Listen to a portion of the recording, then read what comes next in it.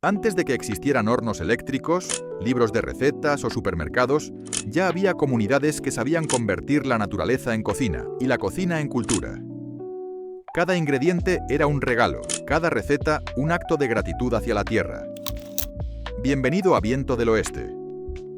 Respira hondo, ponte cómodo. Y prepárate para disfrutar de un nuevo viaje al pasado, donde cada plato nos cuenta una historia y cada sabor guarda un legado. Papilla de maíz azul. La papilla de maíz azul, conocida como Blue Corn Mush, era mucho más que un simple desayuno para las tribus Navajo, Hopi y pueblo del suroeste estadounidense. Representaba una conexión directa con sus ancestros, con la tierra que los sostenía y con los rituales que marcaban los momentos importantes de su vida. Aunque simple en apariencia, este plato era una muestra de cómo la comida puede ser práctica, sagrada y profundamente nutritiva. Se elaboraba con harina de maíz azul, molida a partir de granos cultivados en campos secos, mezclada con agua y un toque de ceniza vegetal, generalmente de cedro o enebro. Esta ceniza ajustaba la acidez, intensificaba el color y liberaba niacina del maíz, aumentando su valor nutritivo. La mezcla se cocinaba lentamente hasta lograr una textura espesa, con sabor terroso y matices dulces. El maíz azul, más rico en antioxidantes como las antocianinas y con más proteínas que otras variedades, hacía que esta papilla fuera ideal para entornos duros. Su textura suave y digestibilidad la hacían perfecta para niños, ancianos o enfermos, asegurando nutrición en momentos críticos. En la vida diaria se consumía sola o con añadidos como bayas secas, carne deshidratada o miel silvestre. También tenía un rol ceremonial. Se ofrecía a los espíritus de la lluvia o la cosecha y se servía en nacimientos, bodas e iniciaciones. Además, su preparación era una enseñanza vital. Las niñas aprendían desde pequeñas a moler el maíz y controlar el fuego, guiadas por sus madres o abuelas, en una lección de paciencia, respeto y conexión con el entorno. Hoy, esta papilla sigue presente en muchas comunidades, no solo por su valor nutricional, sino por su significado cultural. Cada preparación es un acto de memoria y resistencia. Incluso fuera del ámbito indígena, el Blue Corn Mush ha ganado espacio como alimento funcional por su aporte de fibra, bajo índice glucémico y facilidad digestiva.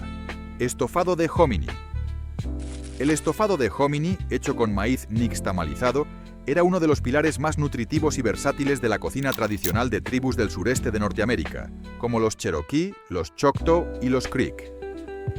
Más que una comida sustanciosa, este plato simbolizaba ingenio culinario, aprovechamiento de recursos y sabiduría ancestral.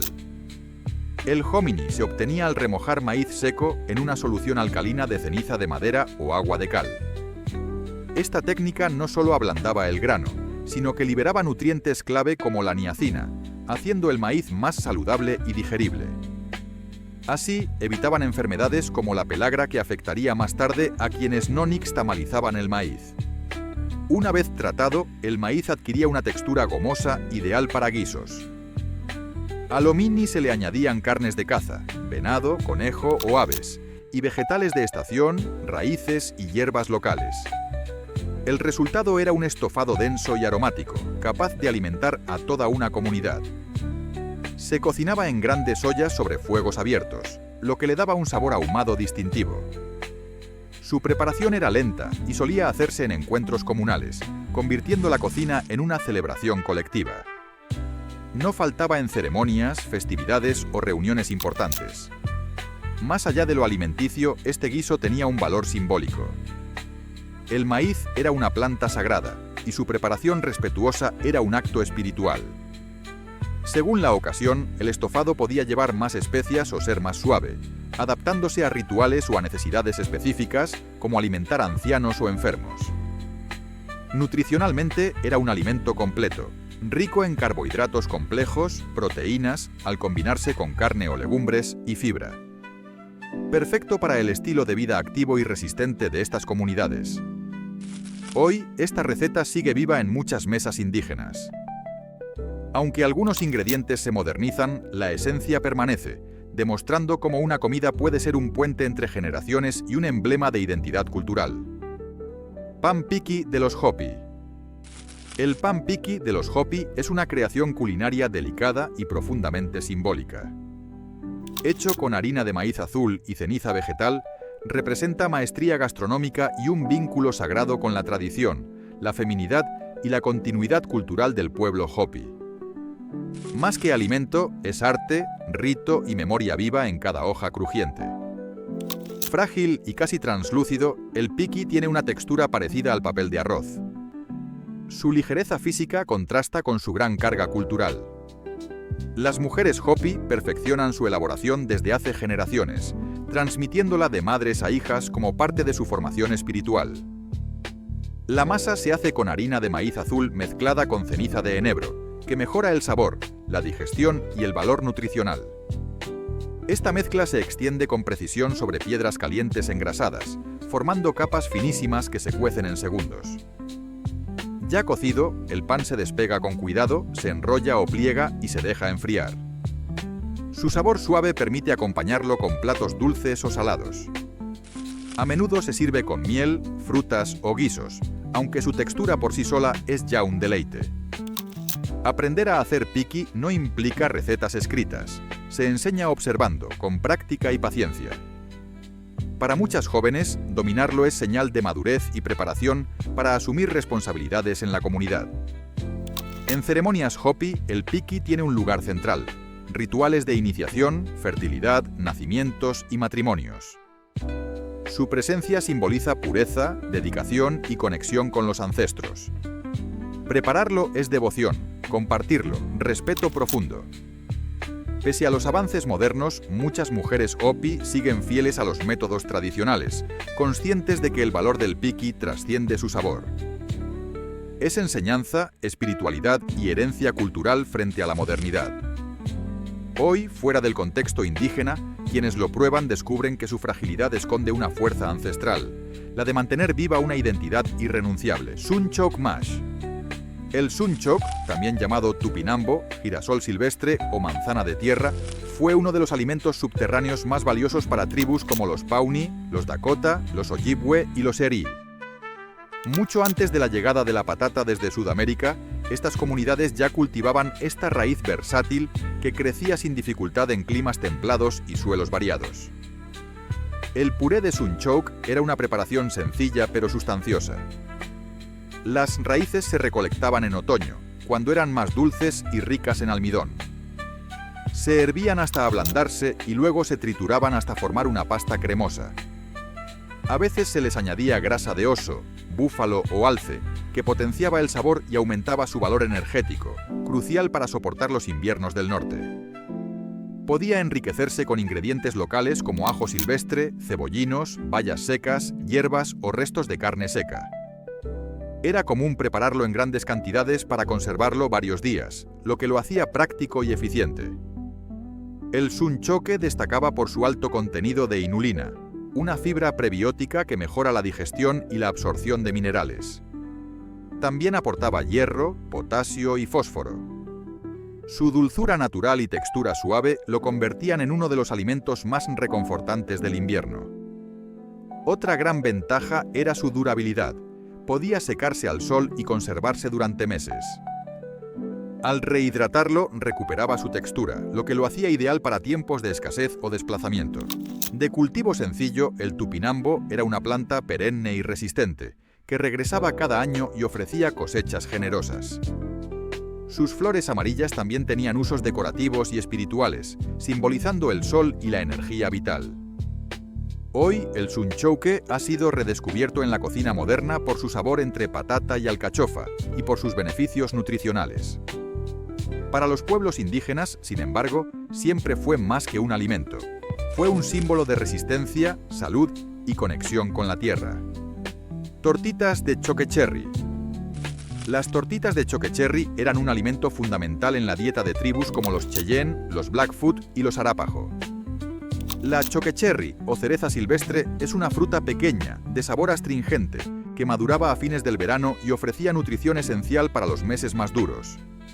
Su sabor intenso, facilidad de conservación y versatilidad la convirtieron en un ingrediente clave.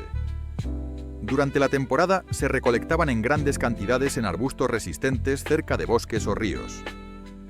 Luego se lavaban y trituraban enteras, pulpa, piel y hueso hasta formar una pasta espesa. Este método rústico liberaba aceites y nutrientes adicionales del hueso, incluyendo antioxidantes y compuestos inmunoprotectores. Con la pasta se moldeaban tortitas que se secaban al sol por varios días. Este sistema permitía conservarlas durante meses, incluso más de un año.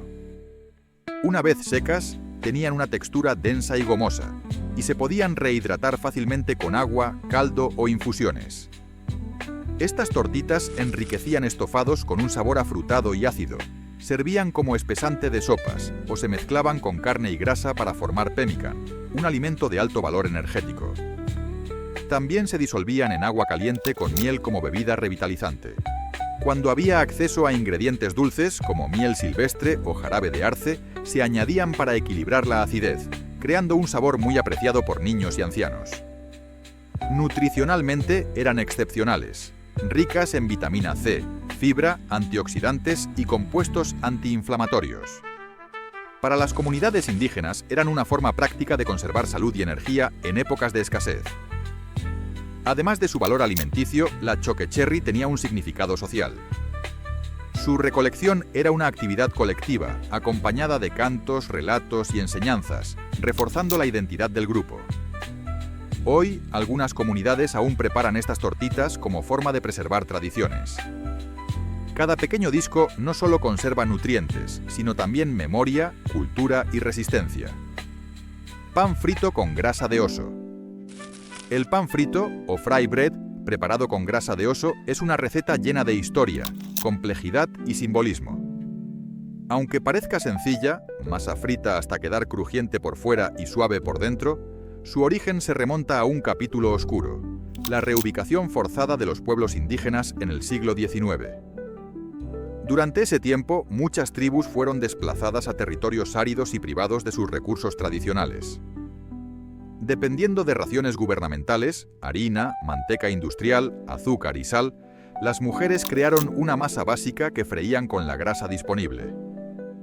Así nació el fry bread, una respuesta al despojo, mezcla de ingenio y dolor.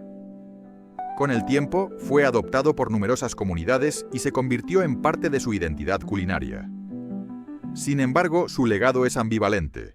Para algunos es un símbolo de resistencia, para otros un recuerdo de la colonización y de la ruptura con la dieta ancestral. En este contexto, prepararlo con grasa de oso es un acto de recuperación. A diferencia de la manteca procesada, la grasa de oso era usada tradicionalmente por muchas tribus, especialmente en invierno, por su riqueza en omega 3, vitaminas y sabor profundo. Devolverle ese ingrediente original reconecta con sus raíces auténticas. Freír la masa en grasa de oso no solo mejora su perfil nutricional, también honra la memoria culinaria indígena. El resultado es un pan denso, sabroso y con un crujido distintivo. Puede servirse solo o con miel, mermeladas, carnes o como base para tacos indígenas en festivales y encuentros culturales. Más allá de su versatilidad, este fry bread representa soberanía alimentaria. Muchos chefs indígenas lo están revalorizando hoy como una forma de sanar heridas históricas, rescatar lo propio y demostrar que la identidad no se pierde. Evoluciona, resiste y se reafirma en cada bocado. Tamales envueltos en hojas de maíz. Los tamales envueltos en hojas de maíz son una de las expresiones más antiguas y refinadas de la cocina indígena, con más de 8.000 años de historia. Surgidos en civilizaciones mesoamericanas como la azteca y la maya, su técnica se difundió hacia el norte, donde fue adoptada y adaptada por diversos pueblos del suroeste de lo que hoy es Estados Unidos. Para muchas de estas culturas, los tamales eran más que comida, eran símbolos de fertilidad, creación y conexión con la tierra. El tamal se elabora con masa de maíz nixtamalizado y agua, extendida sobre hojas de maíz ablandadas. En su interior se colocan rellenos como carne, vegetales, frijoles, chiles, bayas o incluso elementos dulces, según la región y la ocasión. Luego se envuelven, se atan con fibras naturales y se cuecen al vapor sobre piedras calientes o en vasijas grandes. Este método de cocción conservaba la humedad y el sabor, permitiendo que los tamales se mantuvieran frescos varios días sin refrigeración. Su formato individual y su envoltorio natural los hacían ideales para viajes, rituales o como alimento portátil y duradero. Su preparación era una actividad colectiva, especialmente en festividades como cosechas, bodas o nacimientos. Las mujeres se reunían para moler, amasar y ensamblar, convirtiendo la cocina en un espacio de transmisión cultural, historias y saberes ancestrales. El tamal también tenía un significado espiritual. El maíz era sagrado, y envolverlo simbolizaba el ciclo de la vida. En rituales, los tamales eran ofrendas a espíritus o ancestros, acompañados de cantos y oraciones. Desde el punto de vista nutricional, eran alimentos completos. Aportaban carbohidratos complejos, fibra, proteínas y vitaminas. Además, se adaptaban fácilmente a los ingredientes disponibles en cada región o estación, lo que los hacía flexibles y resistentes al cambio. Hoy en día, los tamales siguen presentes en la cocina indígena y han trascendido a la gastronomía continental. Su perdurabilidad no solo responde a su sabor y utilidad, sino a su significado profundo. Cada tamal es una cápsula de historia, cultura y resistencia viva. Tortitas de polen de Catail. Las tortitas de polen de Catail, también conocido como espadaña o totora, eran consideradas un superalimento por tribus que habitaban pantanos, humedales y márgenes de ríos. Esta planta acuática, con altos tallos verdes y espigas marrones, era apodada el supermercado del pantano, porque casi todas sus partes eran comestibles, útiles o medicinales. Entre sus usos más valiosos estaba el polen. Durante el verano, cuando las flores masculinas lo liberaban en nubes doradas, mujeres y niños lo recolectaban cuidadosamente con cestas tejidas. Esta actividad fomentaba la convivencia y requería paciencia y respeto por la naturaleza. El polen recolectado, ligero y amarillo brillante, se mezclaba con agua, miel, jarabe de arce o grasas naturales para formar una masa densa. Luego se moldeaban tortitas que se secaban al sol durante días y se cocinaban sobre piedras calientes o se comían secas como un snack energético y duradero. Nutricionalmente eran excepcionales, ricas en proteínas vegetales, vitaminas B, antioxidantes y minerales esenciales. Al no contener gluten, eran ideales para digestiones sensibles, aunque ese conocimiento no se expresara con términos modernos. Estas tortitas eran útiles para largos viajes, trabajo físico o como reserva invernal. También se usaban con fines medicinales. Se creía que fortalecían el sistema inmune, mejoraban la fertilidad y ayudaban en la recuperación. Algunas culturas las incluían en rituales por su vínculo con la abundancia. Su elaboración enseñaba sostenibilidad. Las comunidades recolectaban solo lo necesario, permitiendo que la planta completara su ciclo. Esta ética ecológica protegía tanto a la especie como al ecosistema. Hoy, entusiastas de la comida silvestre han redescubierto estas tortitas. Para los descendientes de los pueblos que las crearon, prepararlas sigue siendo una forma de honrar sus raíces y preservar conocimientos ancestrales. Estas pequeñas tortas doradas son, aún hoy, un humilde tributo a la abundancia discreta de la naturaleza. Pemmican. El pemmican era mucho más que un simple alimento. Era una estrategia de supervivencia milenaria. Su receta, aparentemente sencilla, escondía una lógica perfecta para resistir climas extremos y largas jornadas de viaje. La carne, por lo general de bisonte, alce o venado, se secaba hasta que quedaba completamente libre de humedad, lo que evitaba su descomposición. Esta carne deshidratada se molía en polvo o se trituraba en fibras pequeñas y se mezclaba con grasa derretida animal, que actuaba como conservante natural. En algunas variantes se añadían frutas secas como arándanos o cerezas silvestres, lo que no solo mejoraba el sabor, sino que añadía azúcares y antioxidantes beneficiosos para la salud. Este producto final no requería refrigeración, podía durar meses e incluso años sin estropearse y ocupaba poco espacio, lo que lo convertía en el alimento ideal para exploradores, guerreros y cazadores. Su alta densidad calórica lo hacía perfecto para reponer fuerzas rápidamente, y por eso era comúnmente almacenado en bolsas de piel que se llevaban colgadas del cinturón. Incluso en expediciones de varios días, el pemmican era suficiente para mantener a los miembros de la tribu activos y enfocados. Su versatilidad también permitía consumirlo en frío, calentarlo o transformarlo en sopas o guisos más elaborados. La preparación del pemmican no era un acto individual, sino una actividad comunal que fortalecía la cohesión del grupo. Las mujeres solían encargarse de secar y triturar la carne, mientras los hombres participaban en la caza. Toda la familia se reunía para mezclar y empaquetar el pemmican, que luego se guardaba para las estaciones más duras del año, como el invierno o los periodos de migración. Era un alimento que representaba seguridad, previsión y sabiduría ancestral. Cada lote elaborado era una muestra del ingenio y la capacidad de adaptación de los pueblos originarios al entorno que habitaban. Además de su importancia nutricional, el pemmican tenía un valor comercial y cultural. Algunas tribus lo intercambiaban con otros pueblos, o incluso con comerciantes europeos, quienes rápidamente reconocieron su utilidad. En la época del comercio de pieles, el pemmican se volvió una mercancía esencial para los viajes por territorios remotos.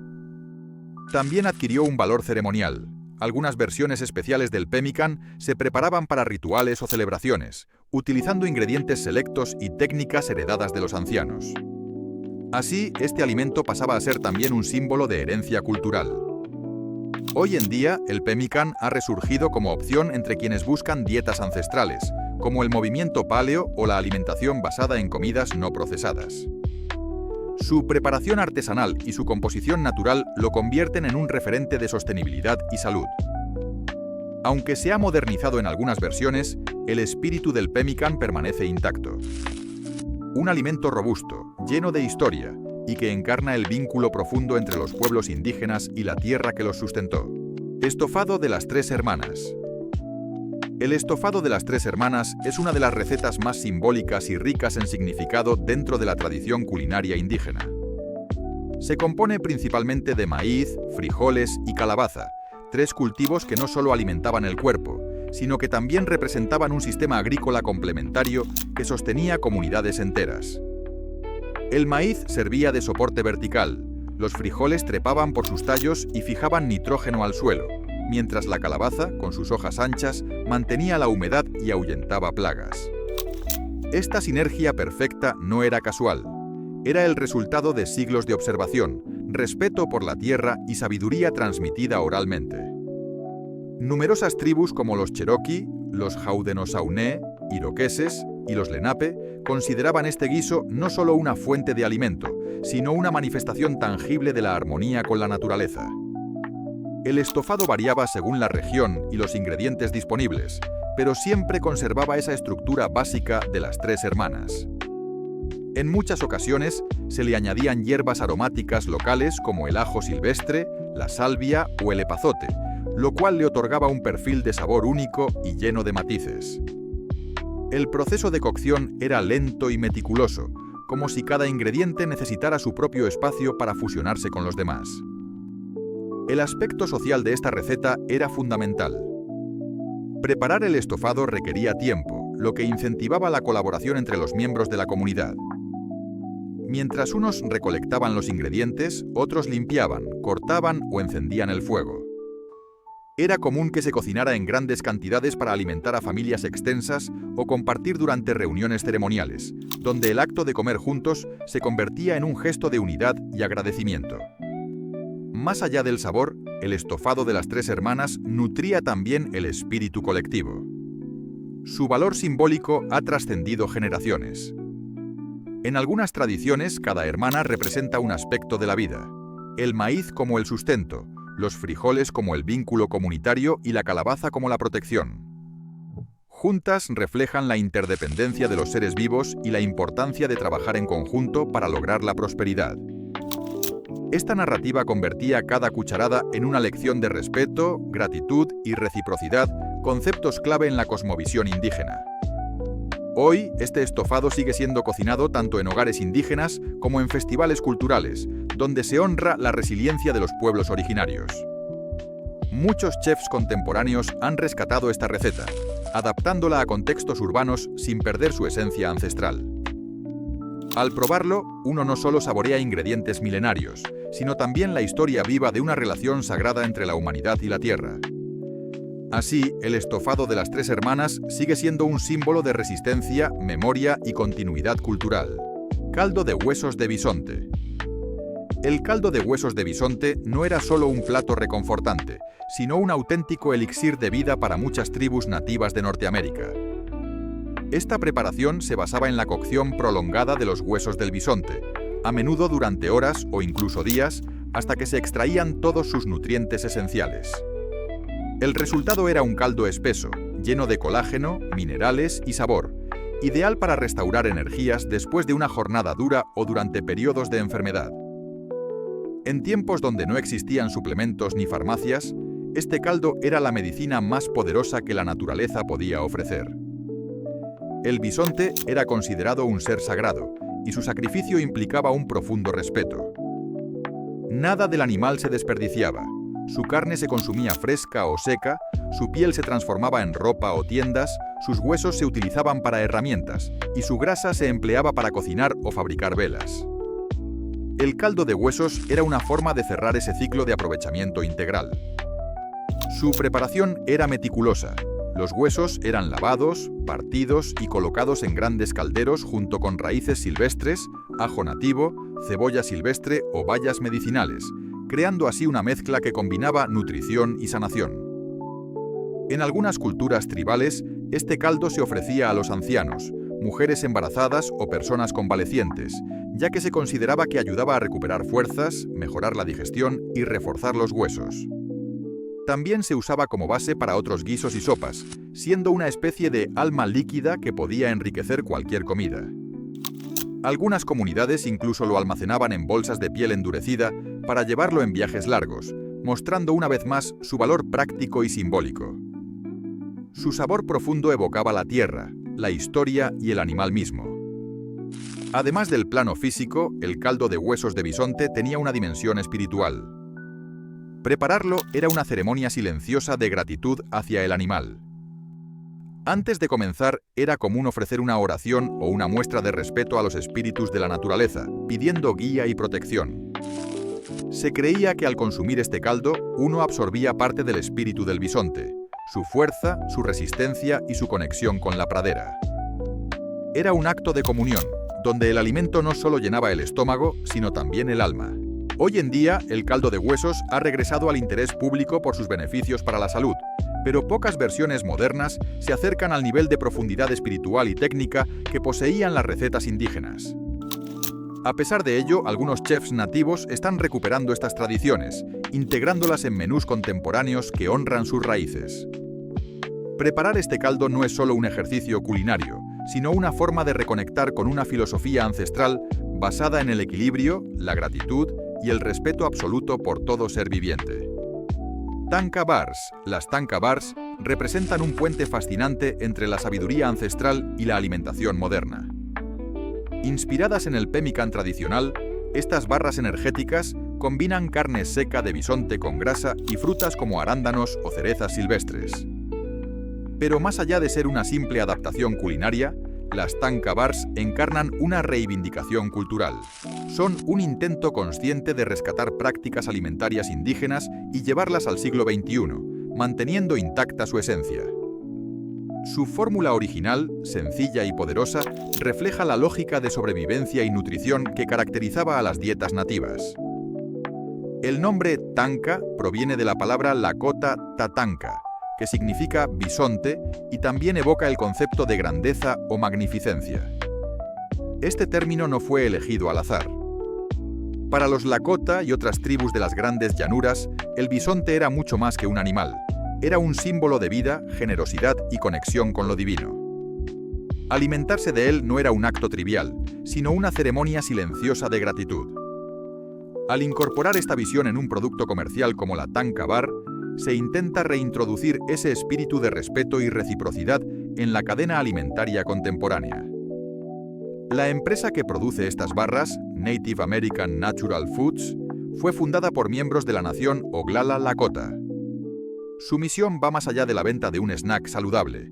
Busca crear empleo dentro de la comunidad, promover prácticas sostenibles de crianza de bisontes y revalorizar la relación espiritual y económica entre los pueblos indígenas y su entorno natural.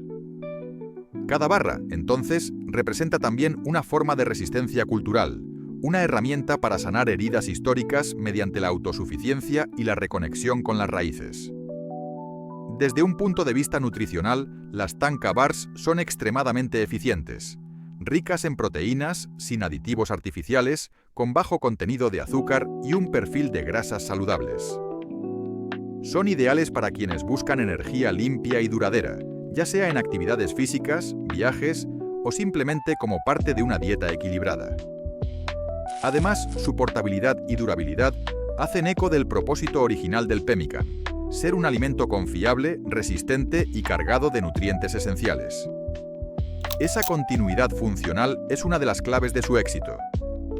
Al consumir una Tanka Bar, no solo se está eligiendo un alimento saludable, sino también participando en una narrativa de recuperación histórica. Se trata de una forma de apoyar a comunidades indígenas en su camino hacia la soberanía alimentaria y cultural. En tiempos donde lo ancestral se ha vuelto tendencia, las Tanka Bars son un ejemplo auténtico de cómo la tradición puede adaptarse al presente sin perder su profundidad ni su dignidad. Son alimento, historia y declaración de principios en una sola mordida. ¿Te está gustando este recorrido por la sabiduría ancestral de los pueblos nativos? Si es así, no olvides darle like al video y suscribirte al canal. Eso nos ayuda muchísimo a seguir creando contenido como este. Y ahora seguimos con más recetas que te van a sorprender. Brotes de cactus cholla con jarabe de agave. Los brotes de cactus cholla con jarabe de agave eran mucho más que un alimento del desierto. Eran una joya nutricional cuidadosamente recolectada por pueblos como los Tohono O'odham y los Pima. En un entorno tan extremo como el desierto de Sonora o el Mojave, donde la supervivencia dependía de aprovechar cada recurso, estos brotes representaban una fuente confiable de energía, minerales y fibra. Su consumo se integraba en una dieta perfectamente adaptada al clima árido, y su recolección estaba envuelta en rituales y saberes que se transmitían por generaciones. La cholla produce brotes comestibles durante una breve ventana anual, lo que hacía su cosecha un evento especial. Estos brotes, también conocidos como botones de cactus, estaban cubiertos de espinas, lo que requería herramientas específicas y gran destreza para recolectarlos sin dañarse. Las tribus usaban pinzas de madera o varas largas con ganchos para desprender los brotes de forma segura. Luego eran asados en brasas para quemar las espinas, y tras ese proceso se secaban al sol para conservarlos durante meses. Esta técnica permitía contar con un alimento de alta densidad nutricional en tiempos de escasez. El sabor de los brotes era único, una mezcla entre nuez, hierba y un leve toque ácido, que combinaba perfectamente con la dulzura natural del jarabe de agave. Este jarabe se extraía de la savia de distintas especies de agave silvestre y se hervía hasta espesar, obteniendo un endulzante oscuro, aromático y con un bajo índice glucémico. Mucho antes de que existiera la azúcar refinada, el agave era la principal fuente de dulzura para muchas culturas del suroeste, siendo también utilizado en bebidas fermentadas, ungüentos medicinales y rituales ceremoniales. Lo más sorprendente de esta combinación era su valor nutricional. Una porción de brotes de cholla podía contener más calcio que un vaso de leche, además de magnesio, potasio y fibra soluble. Estos nutrientes ayudaban a mantener huesos fuertes, regular la glucosa en sangre y mejorar la digestión, lo que convertía este plato en un verdadero superalimento. Su preparación no era casual ni improvisada, sino resultado de siglos de observación del entorno, respeto por la tierra y sabiduría acumulada por las mujeres recolectoras que conocían cada ciclo natural. Hoy en día, tanto los brotes de cactus cholla como el jarabe de agave han encontrado nuevos públicos en la cocina alternativa, la medicina natural y la gastronomía contemporánea. Sin embargo, en las comunidades originarias siguen siendo parte integral de su identidad cultural. Recuperar su uso no solo representa una elección saludable, sino también un acto de memoria. Comer estos brotes con jarabe de agave es reencontrarse con una forma de vida profundamente conectada al desierto. Un ecosistema aparentemente inhóspito, pero que ha sostenido civilizaciones enteras con inteligencia, humildad y respeto. Asado de búfalo con bayas de enebro. El asado de búfalo con bayas de enebro era una preparación emblemática entre las tribus de las grandes llanuras. Más allá de su sabor, reflejaba una filosofía de respeto total hacia el animal. Cada parte del búfalo tenía un uso: la carne para alimentación, la piel para refugios, los huesos para herramientas y hasta el estiércol como combustible. Cocinar su carne era un acto ceremonial, no solo una necesidad.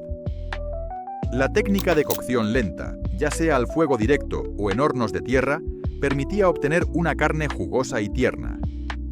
Las bayas de enebro, machacadas y frotadas sobre la superficie, aportaban un sabor resinoso y cítrico que equilibraba la intensidad de la carne. Además de su uso como especia, estas bayas actuaban como conservante natural. Estas recetas no eran improvisadas. Se transmitían de generación en generación como parte del conocimiento colectivo. Las mujeres enseñaban a sus hijas a preparar los condimentos, mientras los hombres aprendían las técnicas de caza y fuego. Era una preparación compartida, una tradición familiar viva.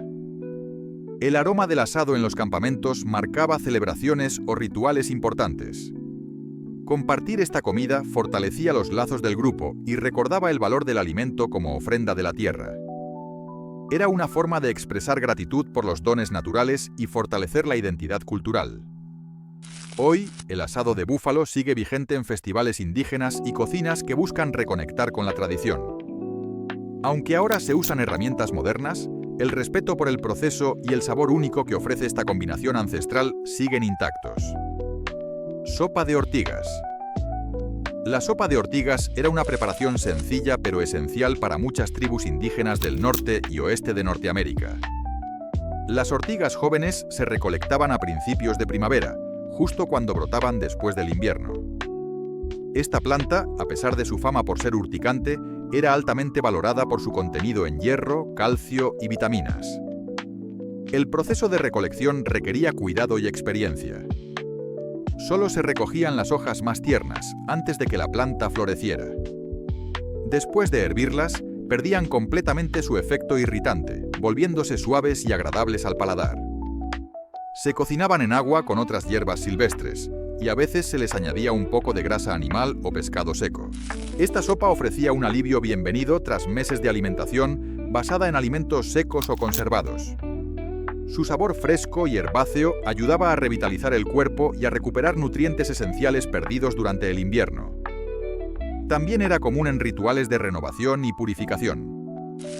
Además de su uso culinario, la ortiga se utilizaba en la medicina tradicional. Sirvió como antiinflamatorio natural, diurético y hasta como remedio para problemas de piel. También se empleaba para fabricar cuerdas y telas por su fibra resistente, demostrando su versatilidad. Hoy, las ortigas han vuelto a la cocina moderna como superalimento, pero para las comunidades indígenas siempre fueron una muestra del ingenio y la relación respetuosa con la naturaleza.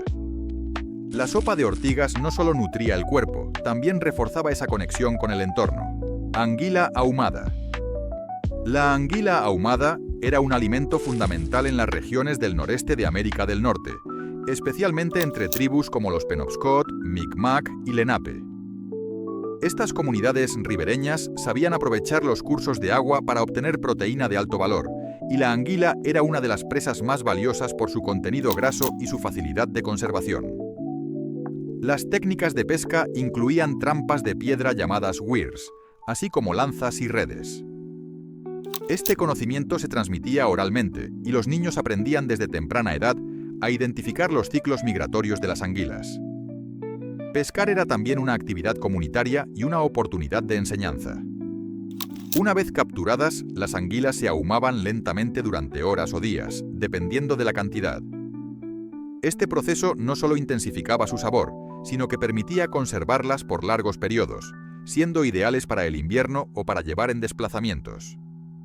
Su sabor era fuerte, aceitoso y muy nutritivo. Las anguilas ahumadas no solo eran alimento. En algunos casos se usaban en intercambios entre tribus o como ofrendas. También se les atribuía energía espiritual por provenir del agua, elemento vinculado a la vida y al movimiento. Hoy, aunque el consumo de anguila ha disminuido, algunos pueblos indígenas mantienen viva esta tradición. La pesca y el ahumado se han convertido en actos de recuperación cultural, una manera de preservar su historia a través del sabor. Sopa de piñones. La sopa de piñones era una receta tradicional entre pueblos como los Apache, Hopi y Navajo, que habitan regiones donde el pino piñonero es abundante. Los piñones eran recolectados manualmente tras caer de los conos, y luego tostados para facilitar su pelado. Este proceso era largo, pero esencial para obtener un ingrediente rico y altamente nutritivo. Con los piñones ya pelados, se machacaban hasta formar una pasta cremosa. Esta pasta se mezclaba con agua caliente para crear una sopa espesa que podía enriquecer con carne seca, harina de maíz o hierbas locales. Su sabor era suave, con notas mantecosas y terrosas, ideal para el invierno o para alimentar a personas mayores y niños. La sopa no solo era sabrosa, sino también energética. Los piñones aportan grasas saludables, proteínas, vitamina E y minerales como magnesio y zinc. Este perfil nutricional la convertía en un alimento completo, capaz de mantener la energía durante largas jornadas o en épocas de escasez. Era común preparar esta sopa en reuniones familiares o durante rituales, y cada comunidad tenía variantes particulares.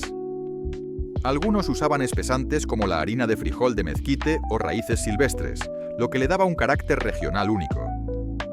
También se la consideraba alimento espiritual por su vínculo con los árboles sagrados. Actualmente, aunque su preparación no es tan habitual, algunas comunidades siguen enseñando esta receta como parte de su herencia culinaria. Es un ejemplo de cómo un alimento simple puede encerrar historia, nutrición y conexión con el entorno natural. Woyapi. El woyapi es mucho más que una simple salsa.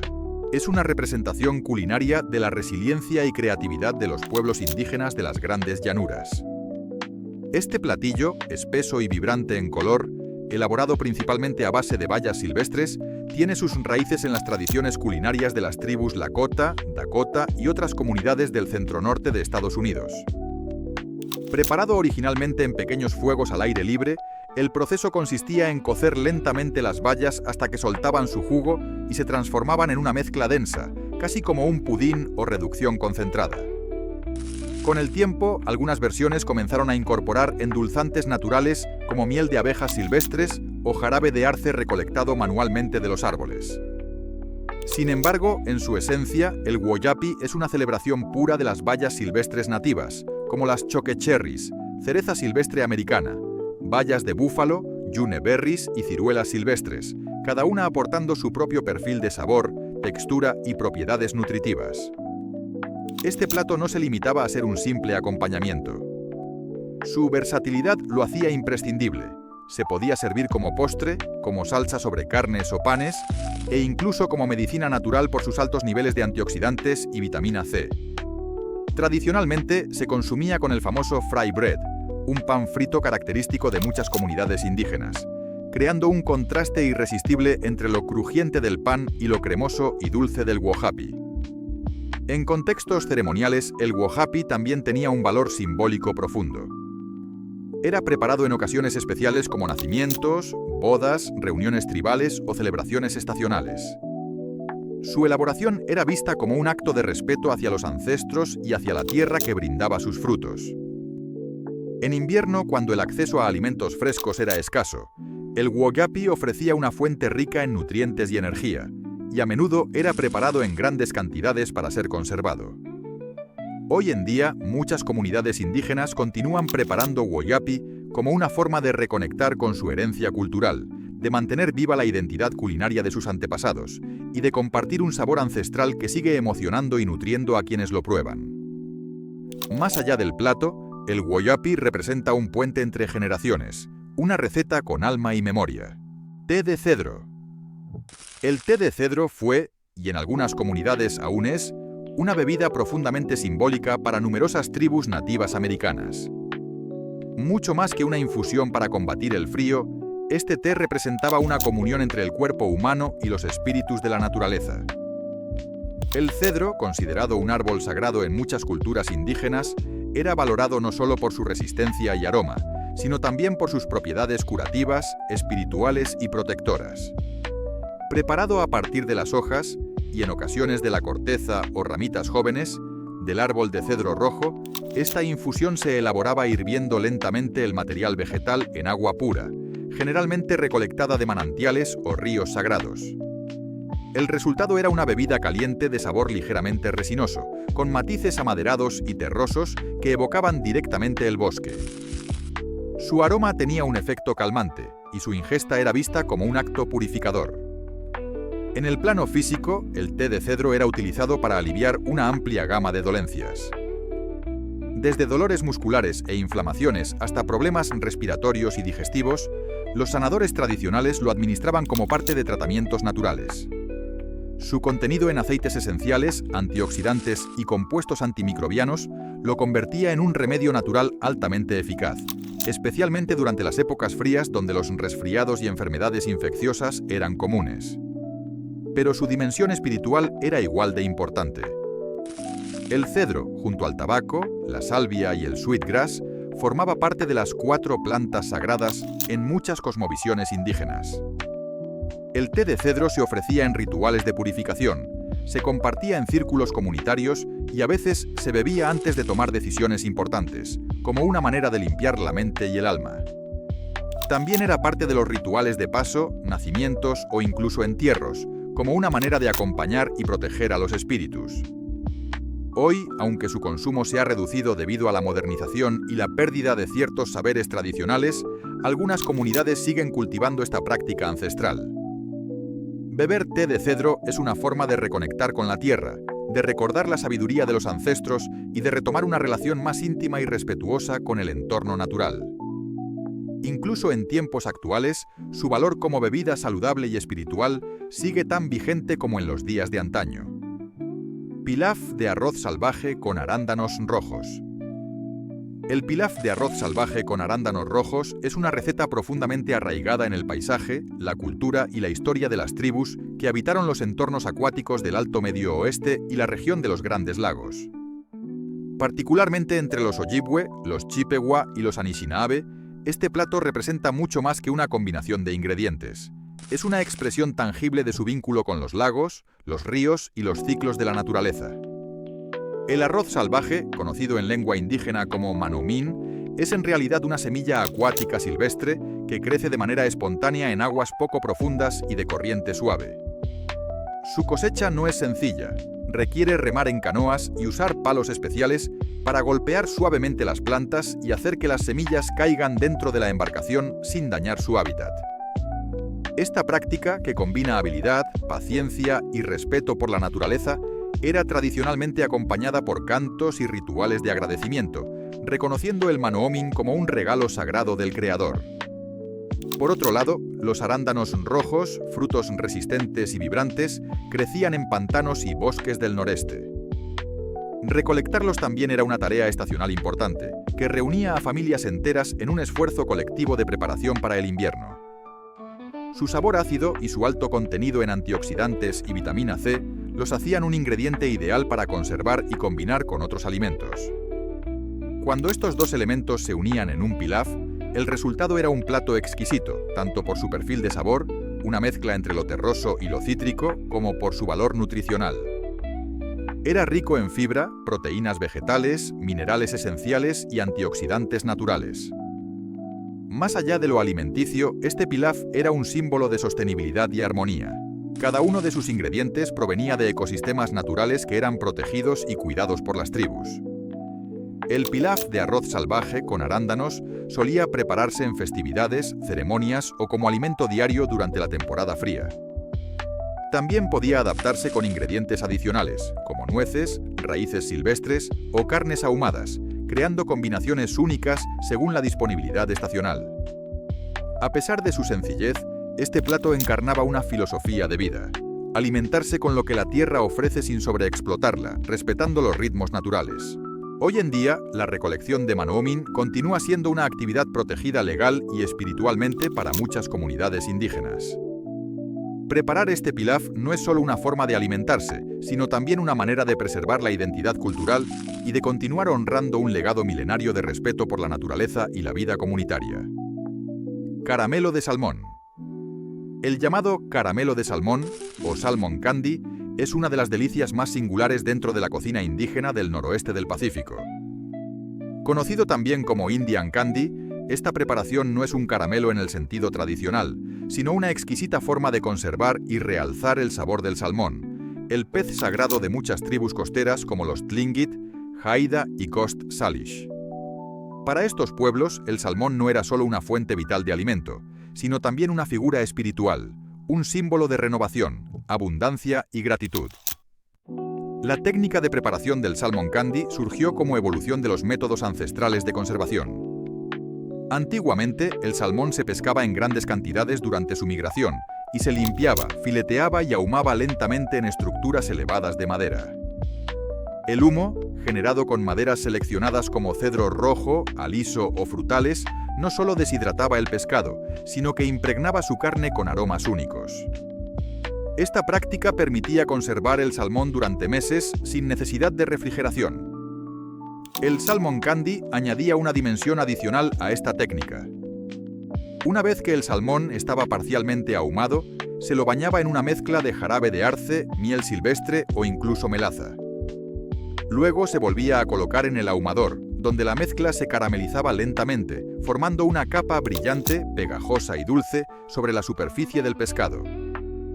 Este glaseado contrastaba con el sabor umami e intenso del salmón, creando una combinación sorprendente y adictiva.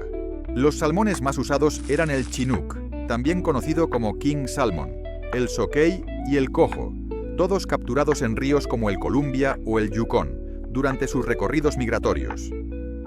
Cada uno aportaba características distintas en cuanto a grasa, textura y sabor, y la elección del tipo de salmón solía depender de la temporada y del acceso de cada comunidad. Incluso la madera del ahumado era una elección cuidadosa.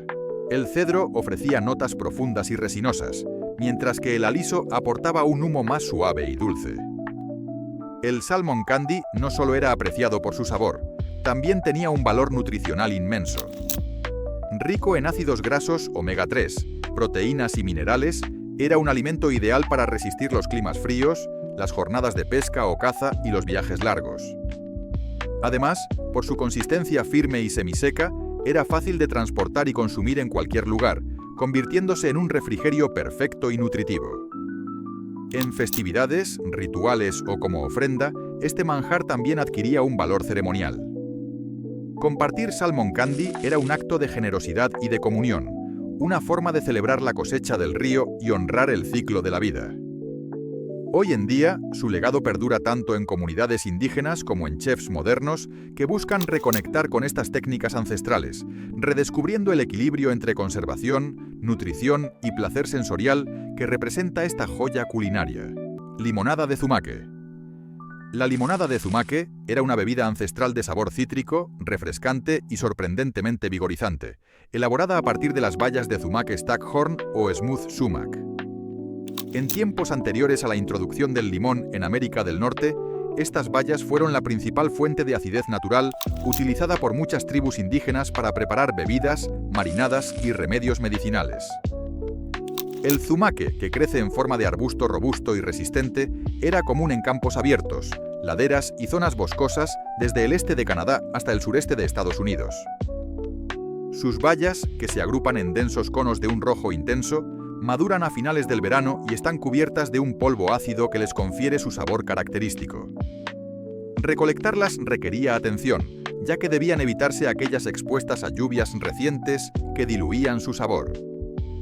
La preparación tradicional de la limonada de zumaque consistía en dejar las bayas en remojo en agua fría durante varias horas, permitiendo que sus aceites esenciales y compuestos ácidos se disolvieran sin liberar los taninos que contenían las semillas. Luego se colaba cuidadosamente el líquido con filtros naturales como tejidos vegetales o finas capas de corteza para evitar impurezas. El resultado era una bebida de tono rosado o rojizo, con un sabor comparable al del limón, pero con una acidez más suave y un toque silvestre. Esta bebida no solo era refrescante en días calurosos o después de largas caminatas, también tenía un propósito medicinal. El zumaque es naturalmente rico en vitamina C y antioxidantes, lo que lo convertía en un aliado contra infecciones, resfriados y fatiga. En algunas tribus, esta bebida se ofrecía a los enfermos para ayudar en su recuperación, o se bebía en ayunas para despertar el cuerpo y fortalecer el sistema inmunológico. Además de ser bebida, el zumaque también se usaba como condimento.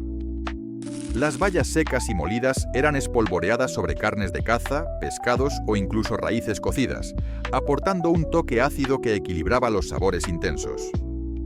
Su uso en sopas o estofados también era común, dando profundidad y frescura a los caldos espesos. Esta versatilidad lo hacía indispensable en las cocinas tradicionales. En tiempos modernos, el conocimiento del zumaque ha sido parcialmente eclipsado por ingredientes foráneos.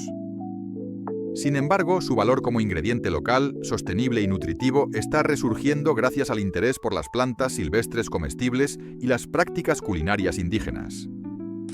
Preparar y beber limonada de zumaque no solo es una forma deliciosa de hidratarse, es también un homenaje a la sabiduría botánica de los pueblos originarios y una invitación a redescubrir la riqueza olvidada de la tierra. Mermelada de nopal. La mermelada de nopal, elaborada a partir del fruto del nopal, conocido como tuna, es uno de los tesoros más coloridos y olvidados de la cocina indígena del suroeste de Estados Unidos y norte de México. Tribu como los Apache, los Pueblo y otras comunidades del desierto desarrollaron una relación íntima con el nopal, una planta resistente, generosa y profundamente adaptada a las condiciones áridas del paisaje. La mermelada de tuna no era solo un manjar dulce, era una estrategia de conservación, una fuente de nutrición y un símbolo de resiliencia frente a un entorno hostil.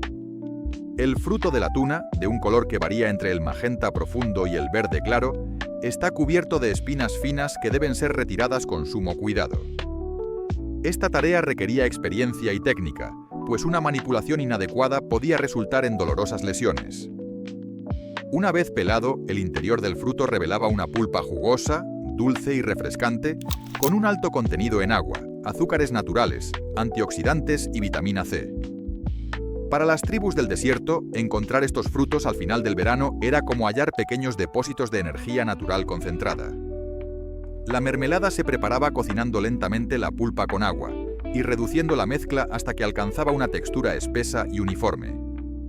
En algunos casos se añadía miel silvestre, jarabe de agave o incluso raíces dulces para intensificar el sabor. El resultado era una conserva que podía guardarse durante semanas o meses, útil en los meses en los que el desierto ofrecía menos frutos. Se utilizaba como acompañamiento de panes planos, sobre tortas de maíz, en cereales o simplemente sola, como un postre nutritivo. Además de su valor alimenticio, esta mermelada también tenía propiedades medicinales. Se decía que ayudaba a calmar la sed extrema, tratar inflamaciones internas e incluso mejorar la salud de la piel. Algunas comunidades usaban la tuna cocida o fermentada como cataplasma para quemaduras o heridas leves, y su consumo regular era recomendado para personas enfermas, ancianos o niños débiles. A nivel cultural, preparar mermelada de nopal era también un acto de comunidad. Familias enteras participaban en la recolección, limpieza y cocción de las tunas, y el producto final era compartido, intercambiado o guardado como tesoro. Su color vibrante y su sabor intenso se convirtieron en símbolos de identidad local. En tiempos actuales, la mermelada de nopal está resurgiendo como alternativa natural, sostenible y rica en nutrientes frente a productos procesados. Chefs indígenas contemporáneos la están reintroduciendo en sus menús, y proyectos de recuperación cultural están ayudando a rescatar esta preparación ancestral, que resume en cada cucharada la historia de adaptación, sabiduría y sabor de los pueblos del desierto. Estas recetas no son solo platos del pasado, son huellas vivas de sabiduría, resistencia y comunidad. Nos recuerdan que comer también puede ser un acto de memoria, de respeto y de identidad.